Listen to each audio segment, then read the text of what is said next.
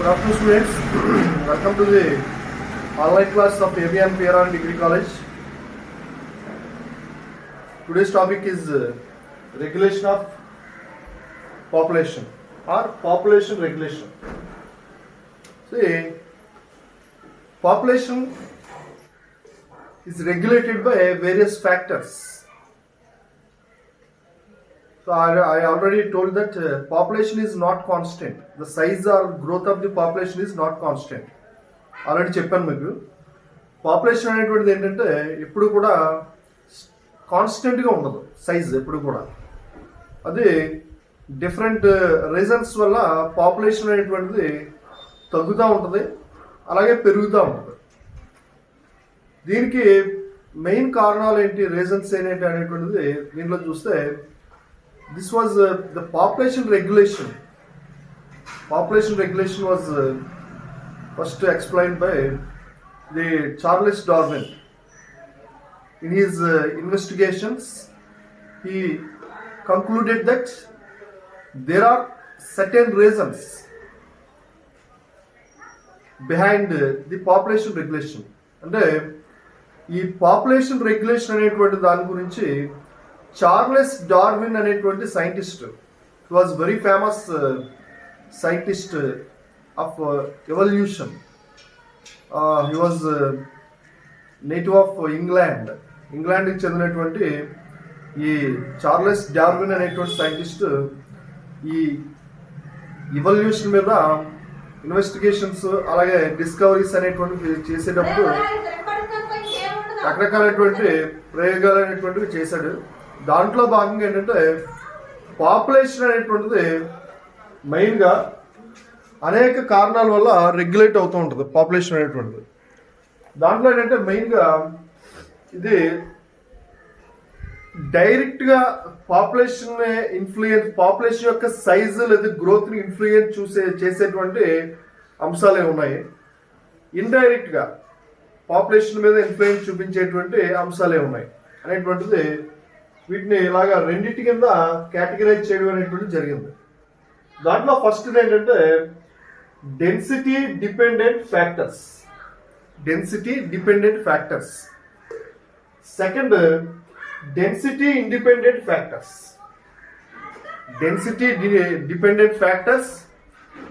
Second density independent factors అనే 2 types కింద divide చేయడం జరిగింది. దాంట్లో ఫస్ట్ డెన్సిటీ డిపెండెంట్ ఫ్యాక్టర్స్ అంటే these are the factors which are directly influence on the population growth or population regulation. అంటే డైరెక్ట్గా population గ్రోత్ని influence చేసేటువంటి ఏవైతే అంశాలు ఉన్నాయో వాటిని డెన్సిటీ డిపెండెంట్ ఫ్యాక్టర్స్ అని చెప్పి పిలుస్తూ ఉంటారు. ఏమున్నాయనేటువంటిది వాటిలో చూస్తే మెయిన్గా 3 టైప్స్ కింద వీటిని మళ్ళీ డివైడ్ చేశారు.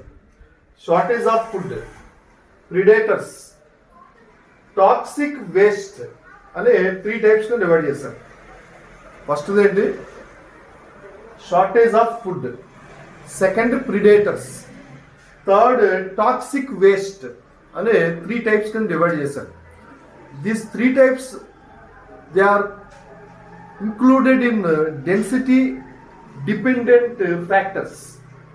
Density dependent factors లో ఈ 3 కూడా ముఖ్యమైనటువంటి అంశాలు. దాంట్లో ఫస్ట్ది షార్టేజ్ ఆఫ్ ఫుడ్ అనేటువంటిది మనకి డైరెక్ట్గా ఈ పాపులేషన్ ఇన్ఫ్లుయెన్స్ చూపిస్తూ ఉంటుంది. ఎందుకంటే చూడండి, జనరల్గా every organism requires some amount of food for its survival. ప్రతి జీవికి కూడా అది సర్వైవ్ అవడానికి కొంత అమౌంట్ ఆహారం అనేటువంటిది కావాలి. ఆ ఫుడ్ అనేటువంటిది ఉంటేనే అక్కడ అది సర్వైవల్టీ అనేటువంటిది ఉంటుంది. అందుకనే ఆ ఫుడ్ కోసం అది రకరకాలైనటువంటి ప్రయత్నాలు చేస్తూ ఉంటుంది ఎక్కడ ఈకో సిస్టమ్ లేదా నేచర్లో. So sometimes it leads to competition. It should be compete with other species or same species, animals of the same species for getting the food materials. అంటే దీని ఆహారం కోసం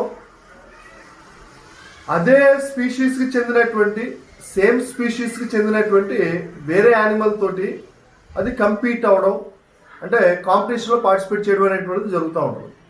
లేదా ఫుడ్ కోసం వేరే స్పీషీస్తో లేదా వేరే స్పీషీస్ యానిమల్స్ తోటి అది కాంపిటీషన్లో పార్టిసిపేట్ చేయడం అనేటువంటి జరుగుతూ ఉంటుంది.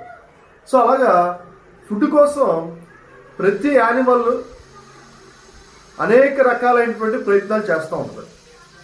ఆ ప్రయత్నాల్లో భాగంగా ఏంటంటే some animals gets the enough food materials, some animals cannot get enough food materials.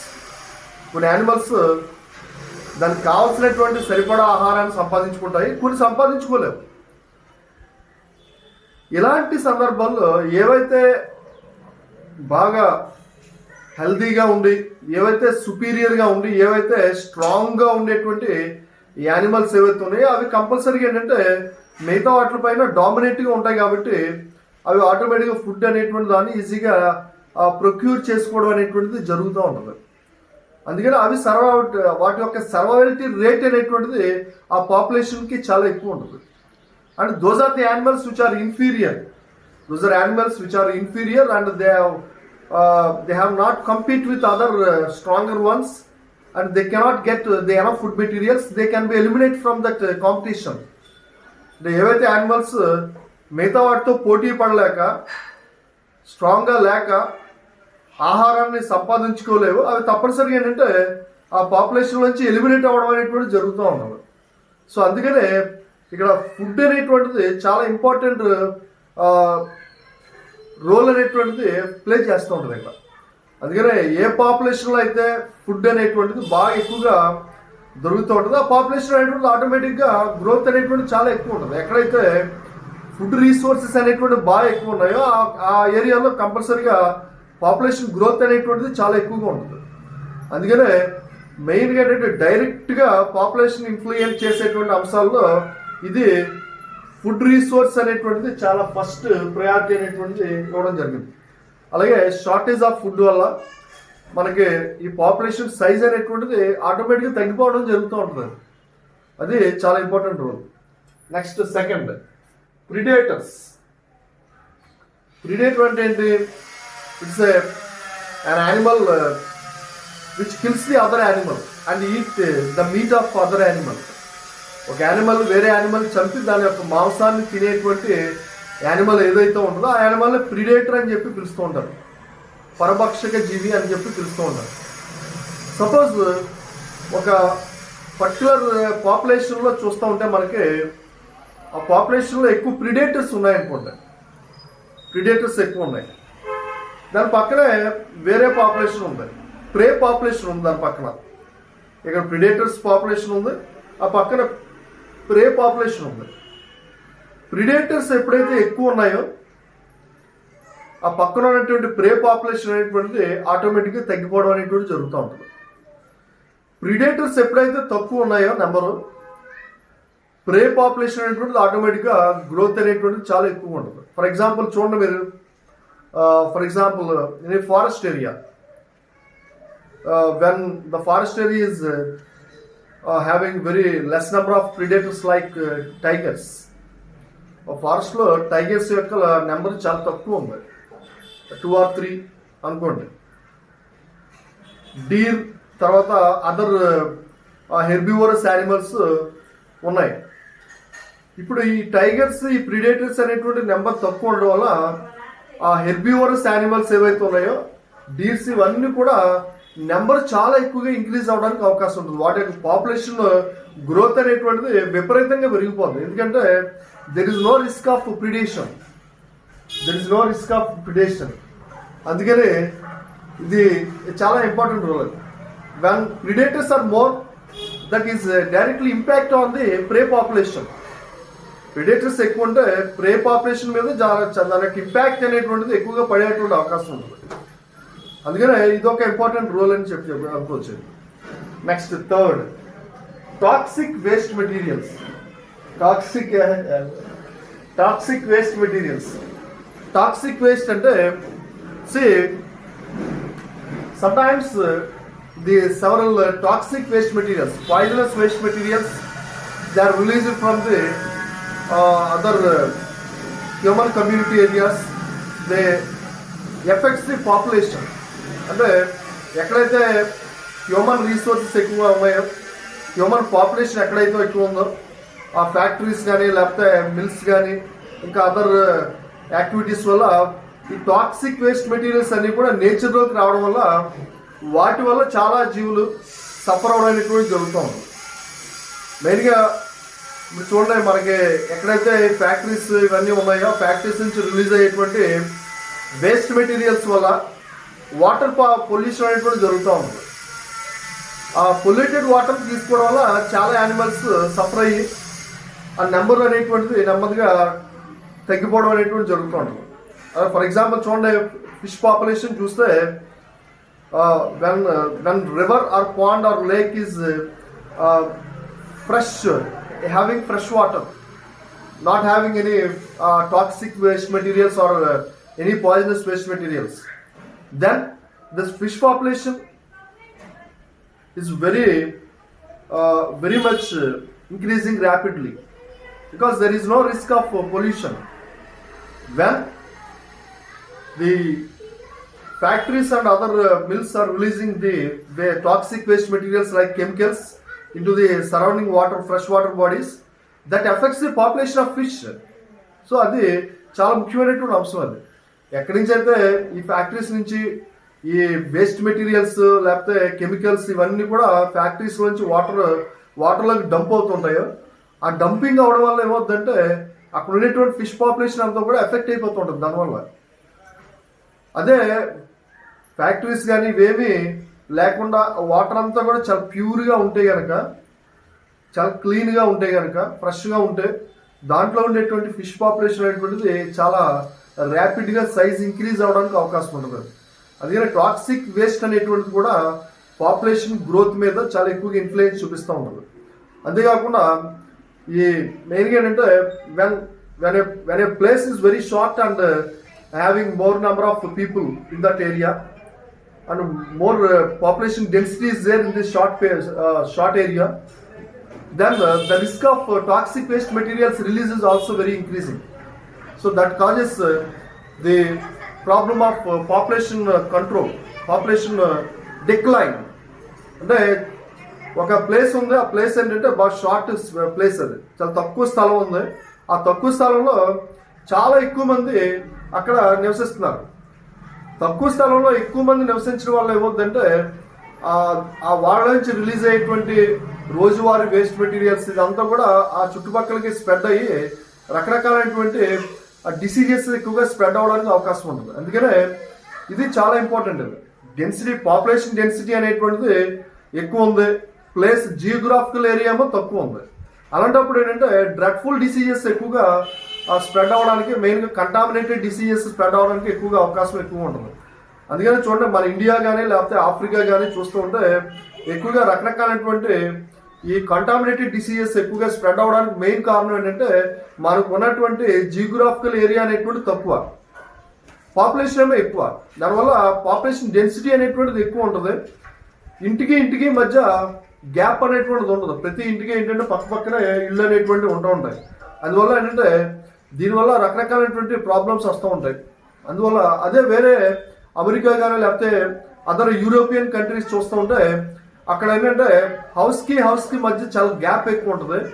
Population density అనేటువంటిది చాలా తక్కువ ఉంటుంది. అక్కడ చాలా ఎక్కువ వ్యాస్ట్ ఏరియా ఉంటుంది. ఆ వ్యాస్ట్ ఏరియాలో పాపులేషన్ చాలా తక్కువ ఉంటుంది. ఫర్ ఎగ్జాంపుల్ అమెరికా చూస్తూ ఉంటే అమెరికా దగ్గర ఒక 1 crore kilometers ఏరియా డిస్టెన్స్ ఉంది. దానికి 1 crore, 1 కోటి చదరపు కిలోమీటర్ల విస్తీర్ణం అమెరికా మొత్తం 56 రాష్ట్రాలు కలుపుతుంటే 56 స్టేట్స్ కలుపుతుంటాయి. దాంట్లో ఉండే పాపులేషన్ మాత్రం దగ్గర 35 crores మాత్రమే. అది మన ఇండియా మీద 3 రెట్లు పెద్దది అమెరికా.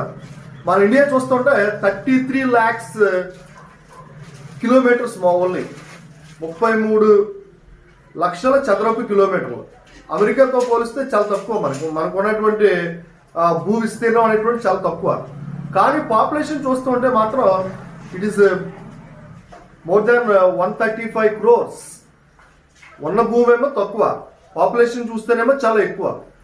అదే అమెరికాలో ఏమో భూమి ఎక్కువ, పాపులేషన్ ఏమో తక్కువ. అందుకనే అక్కడ ఇటువంటి ఈ కంటామినేటెడ్ డిసీజెస్ అనేటువంటివి ఎక్కువగా ఉండవు అక్కడ. మనకి ఎక్కువగా ఆఫ్రికాలో ఎక్కువగా ఈ కంటామినేటెడ్ డిసీజెస్ అవి ఎక్కువగా ఉండడానికి కారణం ఏంటంటే జియోగ్రాఫికల్ ఏరియా తక్కువ, పాపులేషన్ డెన్సిటీ ఎక్కువ ఇక్కడ. అందుకనే ఇది కూడా చాలా ఎక్కువగా ఇంపాక్ట్ చూపిస్తూ ఉంటుంది. అందుకనే చూడండి రకరకాలైనటువంటి డిసీజెస్, కలరా కానీ, అలాగే జాండీస్, అలాగే మలేరియా, ఇలాంటి అమీబియాసిస్, ఇలాంటి రకరకాలైనటువంటి డిసీజెస్ స్ప్రెడ్ అయ్యి ఆ పాపులేషన్ మీద దాని యొక్క ఇంపాక్ట్ అనేటువంటిది ఎక్కువగా చూపించడానికి అవకాశం ఉంటుంది. అలాగే ఇది దాంట్లో these are the density dependent factors. Second, density independent factors. Density independent factors అంటే దాంట్లో మెయిన్గా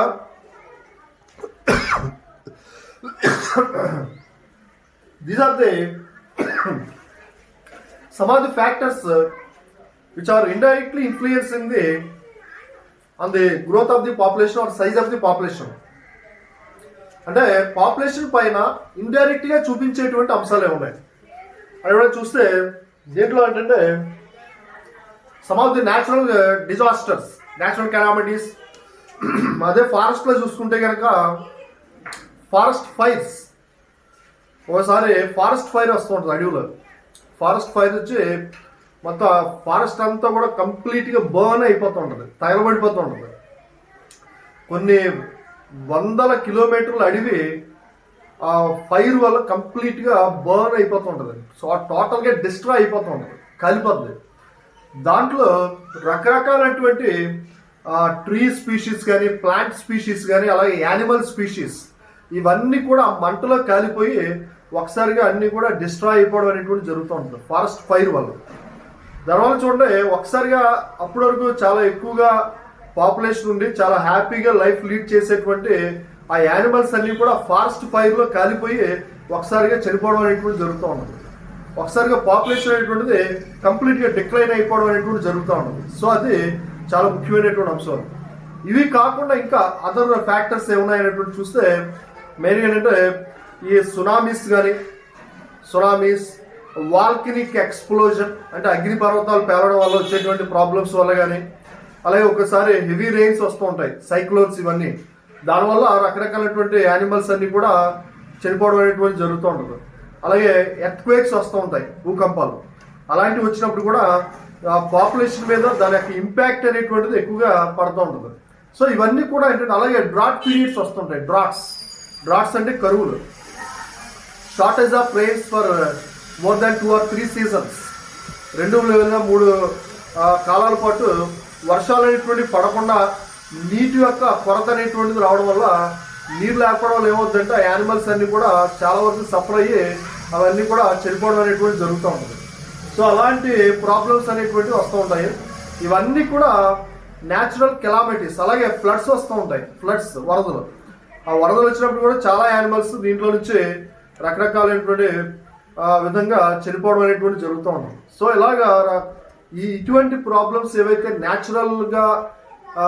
న్యాచురల్ కోర్స్, సహసిద్ధంగా జరిగేటువంటి అంశాలు ఏవైతే ఉన్నాయో ప్రకృతిలో, నేచర్లో, వాటి వల్ల పాపులేషన్ అనేటువంటిది రెగ్యులేట్ అవుతూ ఉంటుంది. పాపులేషన్ యొక్క గ్రోత్ లేదా పాపులేషన్ యొక్క సైజ్ అనేటువంటిది న్యాచురల్గా గ్రోత్ న్యాచురల్గా తగ్గిపోవడం అనేటువంటిది జరుగుతూ ఉంటుంది. కాబట్టి దాన్నే డెన్సిటీ ఇండిపెండెంట్ ఫ్యాక్టర్స్ అని చెప్పి పిలుస్తూ ఉంటారు.